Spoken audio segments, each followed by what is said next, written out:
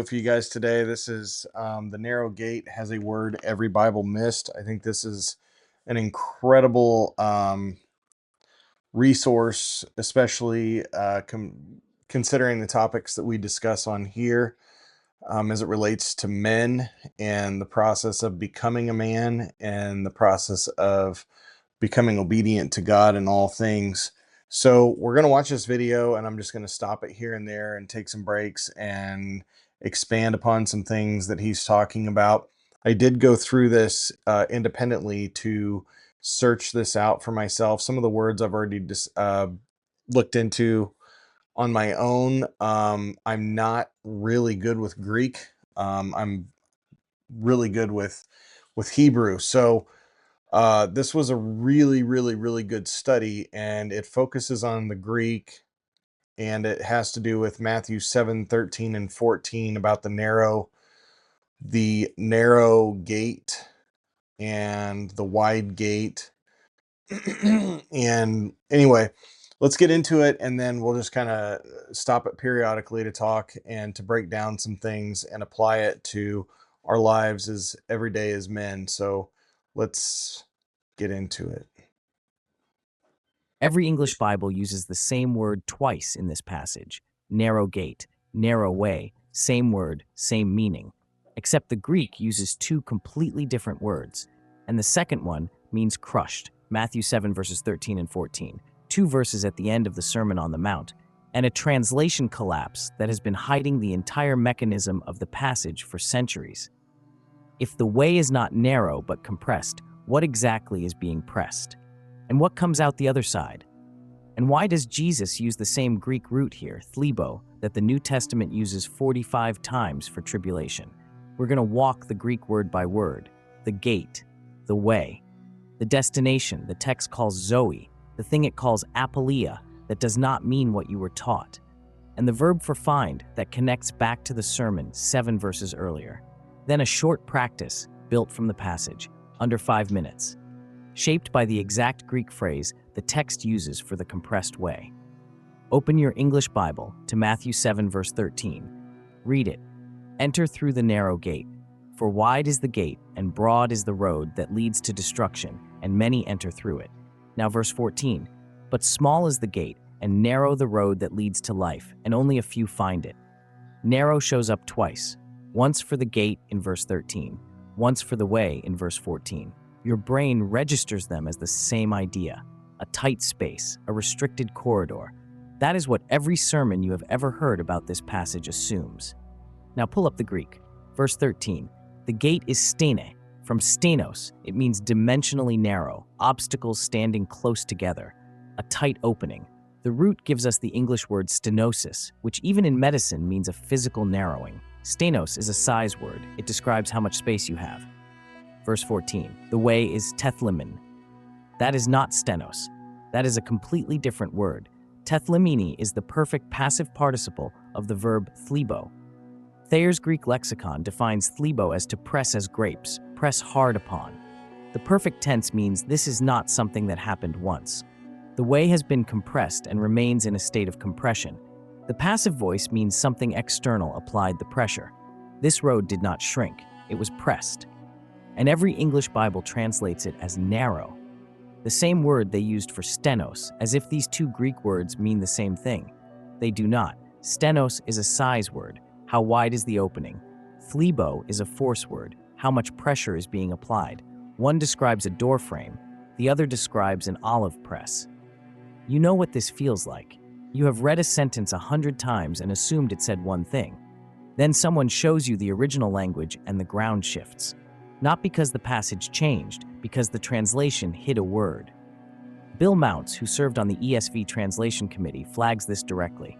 He writes that the Greek word translated narrow road is the participial form of thlebo. He lists its meanings: to press, to crowd close against, to cause something to be constricted, to cause to be troubled. Not narrow, pressed. So the way is not narrow, it is pressed. But pressed toward what?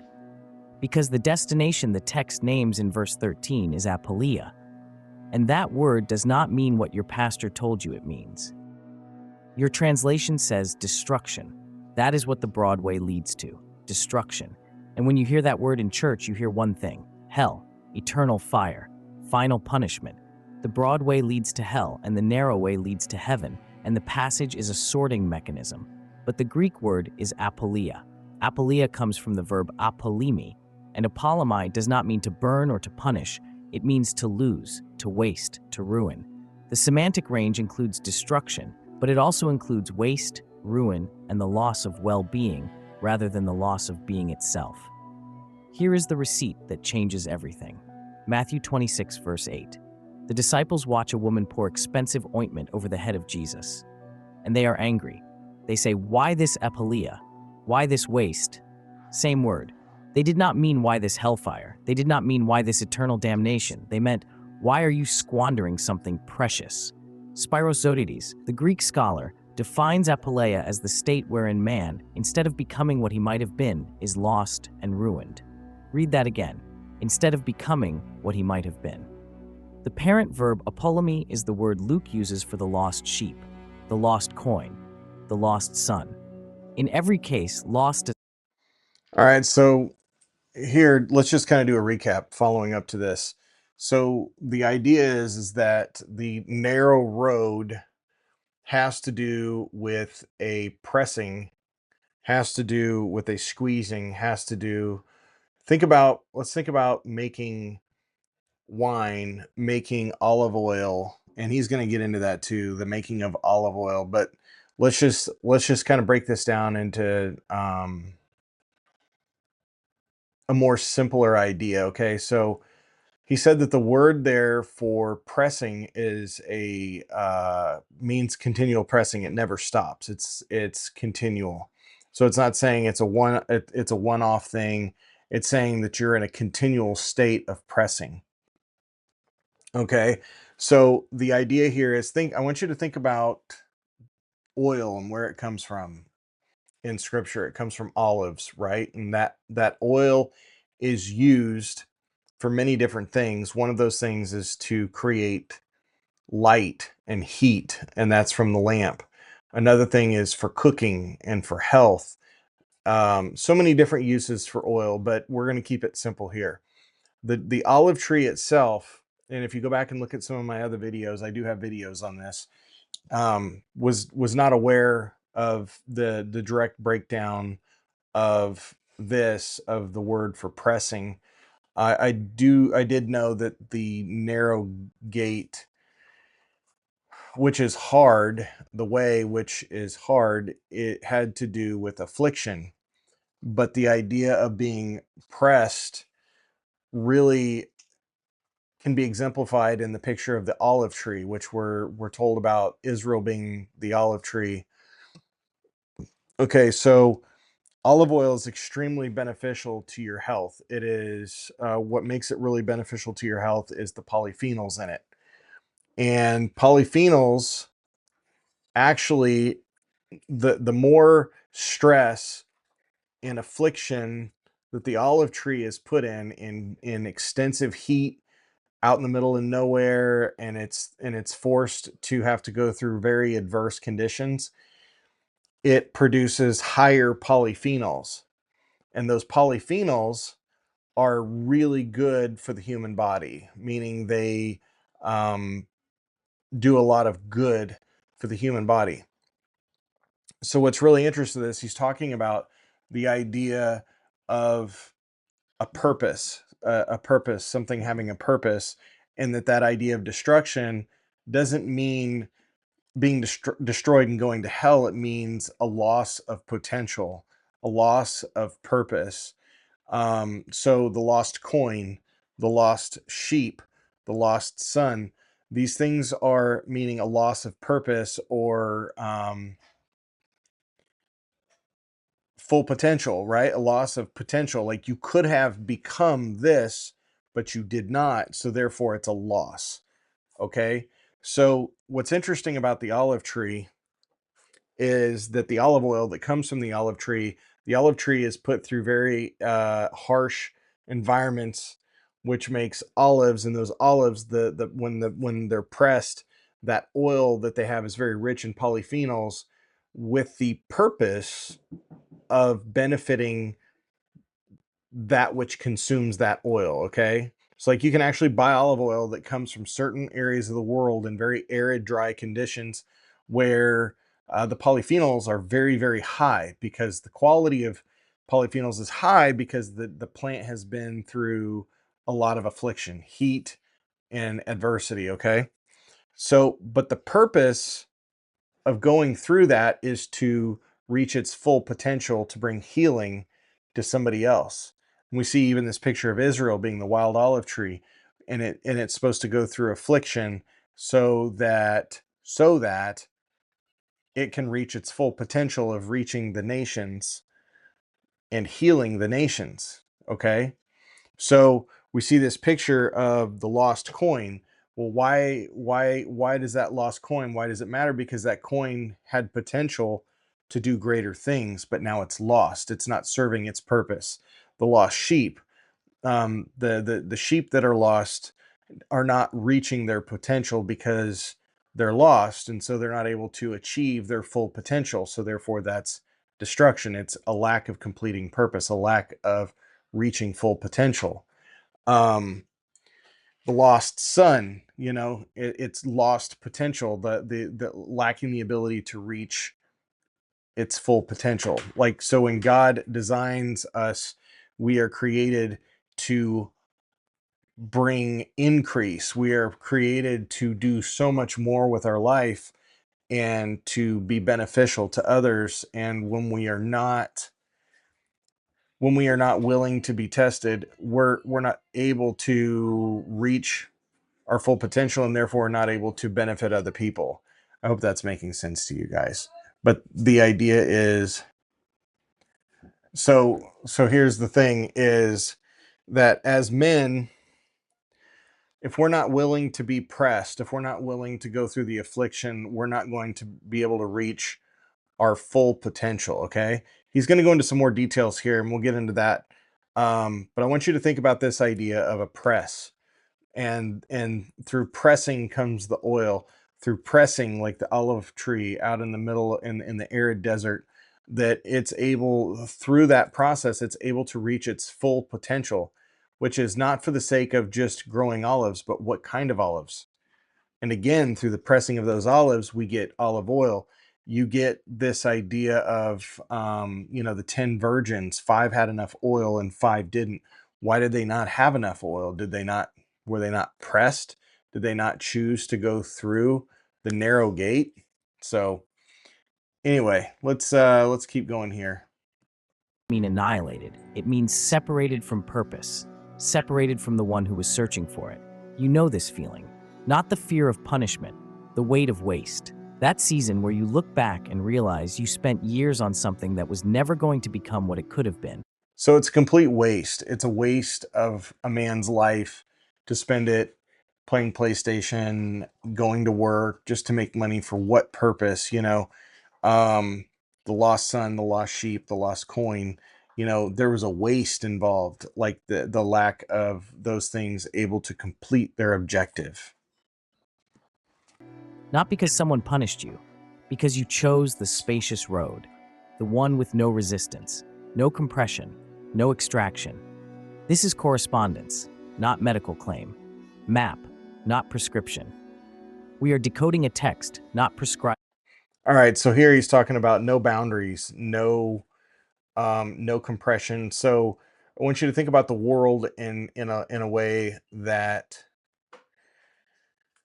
the world around us, specifically, we look at these things. The world that we grow up in is constantly trying to make our life easier. Is constantly providing us um, this idea of liberty. Think about the feminist movement. Think about the world that we live in. It people can't even handle criticism anymore. They can't handle correction, instruction, and reproof anymore, because people grow up without boundaries. People are not disciplining their children anymore. Boundaries are what protects us. Boundaries are what that's what guides us. You think about a riverbank, right? And the river flows along the banks, and the banks are there to guide the water. And if the water breaks containment, it brings death and destruction to everything. we're living in a world where people don't like containment anymore. People don't like correction. People don't like boundaries. And as men specifically, this is really hitting home because most of the men that I deal with on a daily basis don't like correction. They don't like to be reproved. They don't like to be vulnerable. And that is a more feminine trait, that men are scared of opening up. Men are scared of being vulnerable. Um, and we have to get to the place where, as men, we can confront one another, where we can sharpen one another. The idea of iron sharpening iron. But the thing is so many men are wasting their potential as husbands and as fathers. And really, at the core of all of Scripture, the whole reason that we're here is to be husbands and fathers. We're wasting our potential, we're wasting the opportunity, and actually what we're doing is we're losing future generations. There is great loss or destruction for the next generation and the next generation and the next generation, because we are not maximizing our potential. We're not willing to be squeezed. We're not willing to have boundaries. We're not willing to have correction, instruction, and reproof. Scripture talks about, do not provoke your sons to anger, but raise them in the fear and admonition of the Lord. What is that? It's saying that without boundaries and without rules and guidelines and regulations and law, what we have is anarchy. And anarchy is you want to see angry people? Look at people who are anarchists. Look at people who have no boundaries. Spoiled children are angry children. Spoiled wives who have no boundaries are angry women. They're angry wives. They're not happy. They're divorcing their husbands. They're unhappy. You will find that happiness, which is the word Asher, happiness comes through order. Order is what brings happiness. It's what brings abundance. Think about, again, the gardening analogy is that, when you till a garden and you bring order to the earth, it produces much fruit because you're bringing order, you're subduing it, and it's bringing fruit. And without that, without any guidelines and without any outside pressure, tilling is a violent process. And without that, there is no growth. There is no potential without tilling the soil. There's no potential. There's no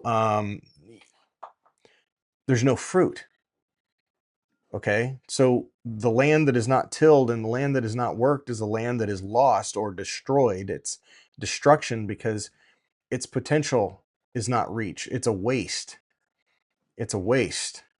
And that's what's happening to men because we're not, you look at men today who were not disciplined.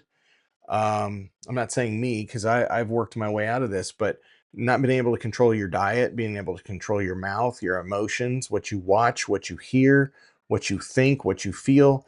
Men struggle with this so much, and then they get married to a woman who's not designed to um, rule over those things. That's what the head is to help her regulate those things. But if we can't even regulate ourselves, if we don't have any boundaries for ourselves, how are we going to have any for our wives? Paul says, I discipline the body. He disciplines his body and brings it into subjection. And that's the same thing, is we're to bring ourselves into subjection to the truth. Men aren't doing that today. And if men aren't doing that today, then we can't give our wives purpose. This is what gives us purpose, is seeking the truth, being compressed, being pressed by the truth. And the thing is like, this isn't easy. Like, being a husband isn't easy. It gets easier. Like, the more and more you walk with God in this, and the more and more you understand, it does get easier, but the pressing never stops. It's always going on. It's always in the process of going on. But men's lives are being wasted because they're not reaching their potential. They're not even trying. It's like they want the easy life, the one where they just go to work, they come home, they watch TV. It's very passive. They play games or they golf or whatever, but there's no purpose. And if a man doesn't have purpose, then his wife has no purpose and his children have no purpose. He's not giving any purpose in life. And as you know, I've told you that all of Scripture is about being a husband and a father, and fathering your wife, fathering your children, husbanding your wife, and leading them to Christ. A treatment. In this reading, apoleia corresponds to the inner scattering that happens when there is no compression. No walls, no pressing, just open space in every direction with nothing being extracted and nothing being produced. And the word Jesus uses for the broad way in verse 13 adds another layer. Eurykoros, it means spacious, roomy, room in every direction. And here is what matters. There's no boundaries, there's no restriction, there's no law, there's no boundaries. That's what he's talking about here. It's a very undisciplined way of living. It's living a very carefree life without any boundaries. And this is what men are providing for women today in marriages, is letting a woman, letting her have her own way, allowing her to lead and guide herself. And this is part of the problem.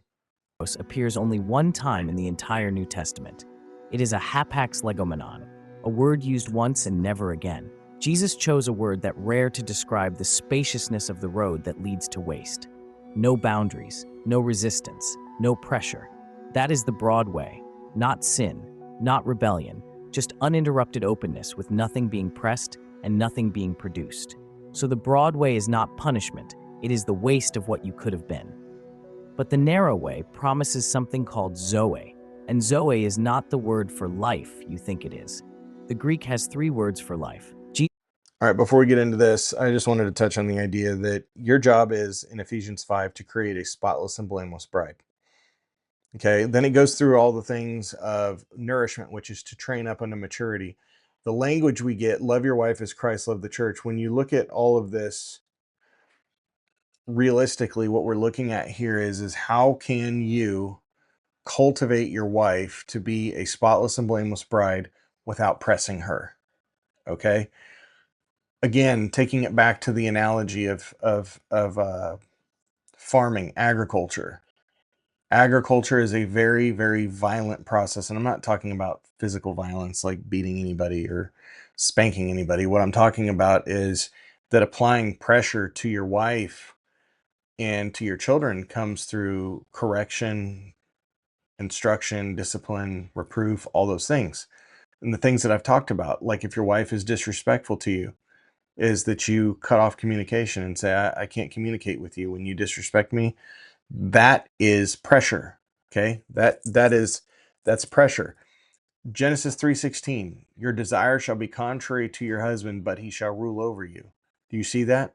Pressure. Okay.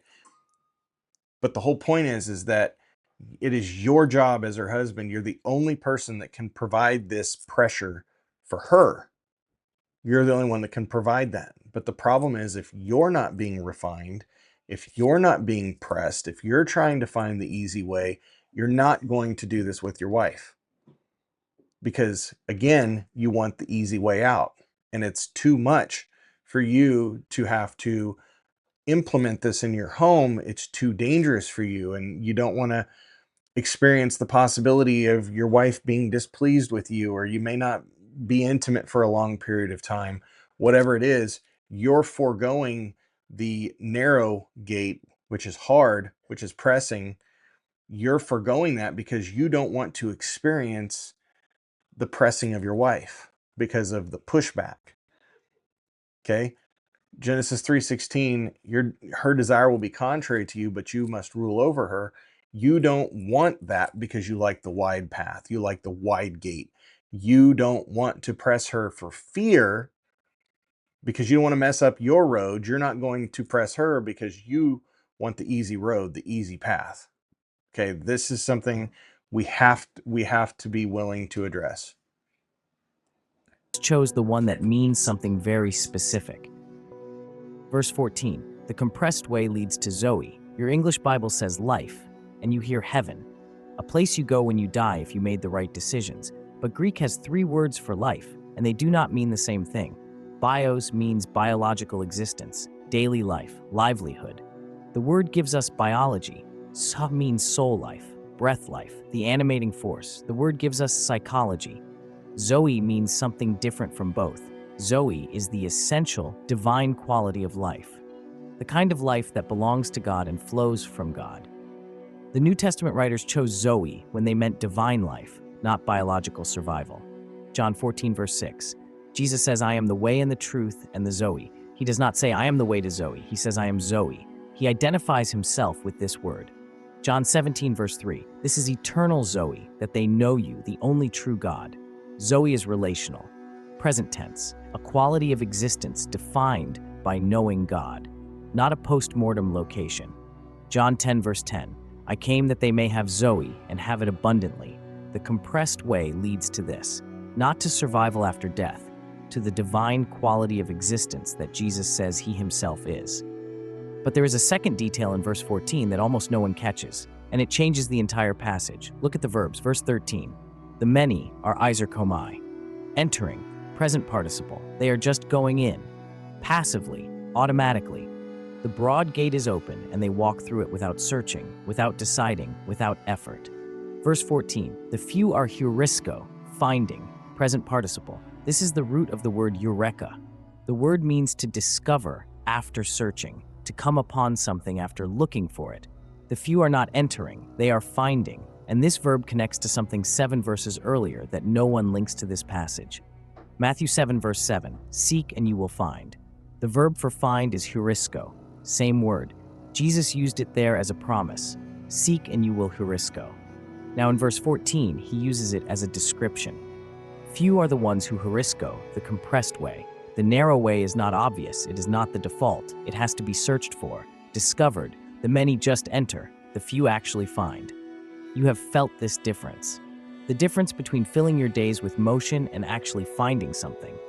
You have entered many rooms, walked through many open doors, but finding something real, something that costs you something to reach. That is rarer. That is what the text is describing. The destination is divine life, found only by those who search. But the road to that life is described with a pressing verb, not a size word, a force word. And that verb has a connection to a place in the Gospels that will reframe everything we have read so far. Now we return to the word that started everything, teth limina. Okay, so something interesting about this idea of seeking and finding, the very center of the Torah, there's the center verse of the Torah, and there's the center word of the Torah, and the center word of the Torah is the word seek. And there's two seeks. There's a seek on one side and a seek on the other side. It's directly in the center of the Torah. Seek, seek. So there's something interesting that God is telling us, that the purpose is to seek. The purpose of his law is to seek. There's also this idea of Proverbs 25:2 says it's the glory of God to conceal his word. It is the glory of kings to reveal his word. Therefore, to seek it out. A king is one who seeks it out. A king is the one who follows in the narrow gate. That is who a king is.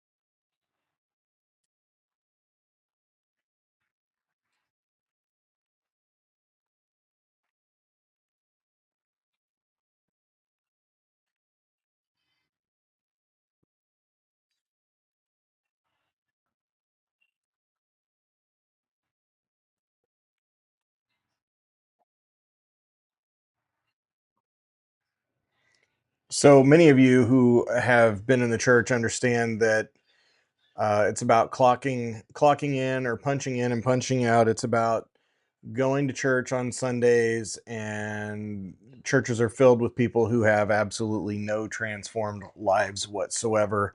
You see women who are abusive to their husbands, to their children, they're unruly, they're disrespectful. You see husbands who are weak, who are effeminate, and who have no leadership qualities whatsoever. They have no control of themselves. They have no leadership and direction of their family. There is complete chaos. And we see that there is no pressing, or there is no substance. If we look at the oil from the pressing, we see that there is no substance coming forth from the man or the woman or the children, because there is no pressing. There's no substance. There's no first fruits, so to speak. And that's why Paul says you'll know them by their fruits. It's the product or the byproduct of that pressing. What's interesting is this idea that um, when Christ separates the sheep from the goats, and he says, "Away from you, away from me, I never knew you, workers of lawlessness." Okay, in Psalm 119:71, it said, "It was good that I was afflicted. It is it is good for me that I have been afflicted, that I might learn thy law," or statutes. The process of affliction develops an intimate relationship of knowing God. Okay, this process of affliction is literally the idea of walking by faith. The affliction process is literally walking with God inside of you, being led by God inside of you through the difficult things, the difficult parts of life, and persevering and then overcoming. like I said, the idea of a man is, learning how to bring your appetite under your control, bring your eyes under control, bring your sexual appetite under control, bringing the things that you watch and you listen to under control. If you can do those things, then it's possible for you to then do that with your wife. But if you can't do that with yourself, you're never going to be able to apply that to your wife. Therefore, there's loss or destruction because you're not reaching your purpose, your intended purpose.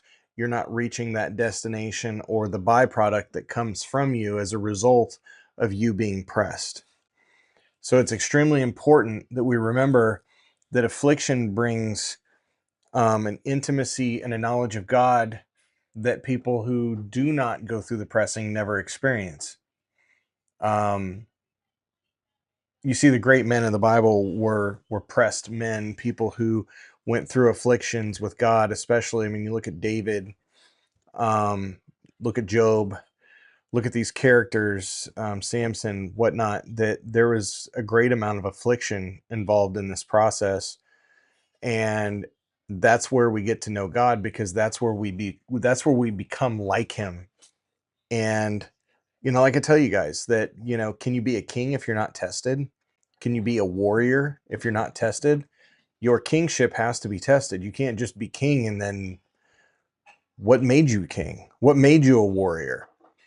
And if you say you're a warrior, then you have to be tested, or else there's no way of knowing. So a man has to know himself in order to become a king. In order to become a warrior, he must know himself. Know what you're made of. See the byproduct. See the oil that comes from you in that process of affliction.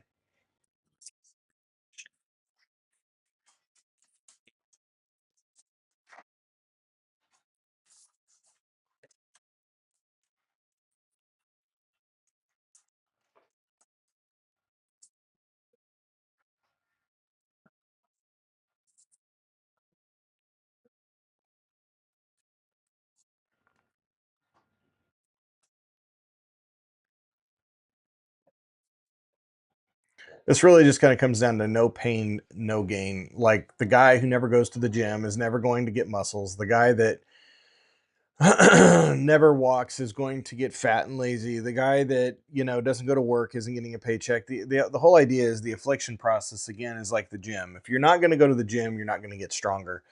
If you're not going to be afflicted, if you're not willing to um push yourself as a man, you're never going to be a benefit to yourself, to your wife. You're never going to extract the oil. You're never going to produce the things that you were meant to produce. You're never going to. It's kind of like the talents, the talents, the wasted talents. The talents that were given, and then he went and buried it, and nothing. He had nothing. So um, to him who does nothing with it, well, what he does have will be taken. You have to, with what God has given you, you need to search and you need to find, you need to seek to maximize, to reach your full potential as a man.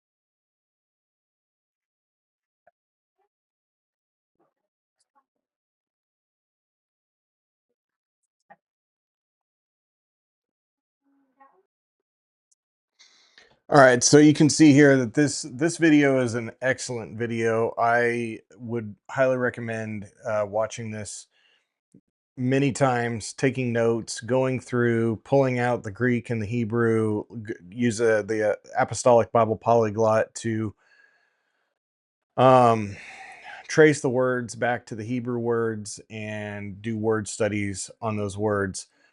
I just want to remind you that, the idea of our faith is one that requires, when you read something, scripture says that a woman's desire will be contrary to her husband, but he must rule over her. Okay. So that's a very difficult thing, because we're taught in society to that our wives are just like us and they have the ability to think just like us and to govern themselves and to create their own boundaries. And we're equals in the sense of freedoms and whatnot, and that's just not true. It's just not true, because we were designed for very different things, very different purposes. But it scares the crap out of men to think that they have to correct, instruct, and reprove their wives to nourish or to raise up unto maturity, to create a spotless and blameless bride. That the idea of her respecting him or submitting to him first requires submission, requires subduing. That a woman is not going to respect a man who is not respectable, a man who has no control over his temper, a man who has no control over his emotions, a man who has no control over his sexual desires, a man who has no control over his appetite, a man who has no control over his body. Again, this is all the pressing. And the thing is that scripture, um, the principles in there can be very difficult to live out, to practice, because they require going completely against the grain of what society teaches. The way of thinking runs completely contrary to what society teaches us. And it creates this amount of anxiety in us to where we're scared to do the things that scripture requires, because we're afraid of the government, or we're afraid of our wives, or we're afraid of our children. We're afraid of we might get fired at our job. We're afraid of divorce. We're afraid of all these things. And that is the wide passive gate that many just actively walk in every day, where they get up, there's no purpose. They're not getting up and leading and guiding their wife and their children with purpose, like this is the direction that God would have us to go. And again, in order to do that, you have to seek. You have to seek these things. And the thing for me was, when I was in Bible college, was um, I wanted to understand the whole marriage dynamic. I wanted to understand relationships, because growing up, all I had seen is a dysfunctional marriage. I saw my mom and dad fighting all the time. I never saw happy marriages ever.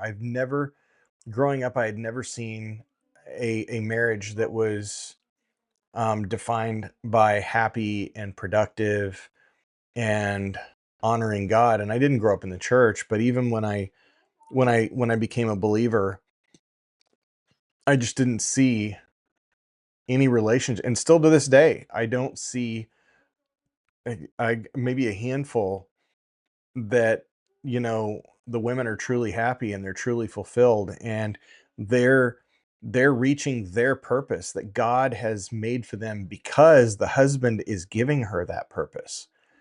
And again, if the purpose for the man comes through him comes through him being pressed, then the woman coming to her fulfillment, or coming to her actuated abilities, in the sense that she's fulfilling what she was created to do. She's not being led to destruction, is because the man is giving her that purpose. Otherwise, the woman dies with no purpose in her life. There, that is lost, or what we call destruction.